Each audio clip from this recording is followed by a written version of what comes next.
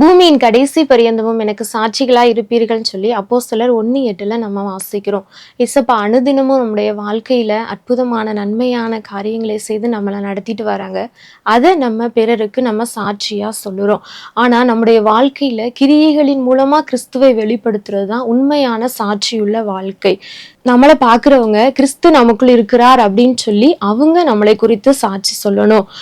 முதல்ல அந்தியோகியா பட்டணத்துல தான் சீஷர்களை கிறிஸ்தவர்கள்னு சொல்லிட்டு அழைக்கிறாங்க. வேதத்துல நல்ல மரமானது கனிகளால் அறியப்படும் அப்படின்னு சொல்லிட்டு நம்ம வாசிக்கிறோம். எப்பேற்பட்ட சூழ்நிலையிலும் ஆவியின் கனிகளான அன்பு, சந்தோஷம், சமாதானம், நீடிய பொறுமை, தயவு, நற்குணம், சாந்தம், விசுவாசம், இச்சை அடக்கம், இப்படிப்பட்டதான கனிகளை வெளிப்படுத்தி நம்ம வாழ அழைக்கப்படுகிறோம். எந்த ஒரு சூழ்நிலையிலும் நம்மளுக்குள்ள இருக்கிற கிறிஸ்துவை வெளிப்படுத்தும் போதுதான் நம்மளுடைய சாட்சியுள்ள வாழ்க்கை மற்றவங்களுக்கு பிரயோஜனமா இருக்கும். இப்படிப்பட்ட சாட்சியுள்ள வாழ்க்கை வாழ்வோமா?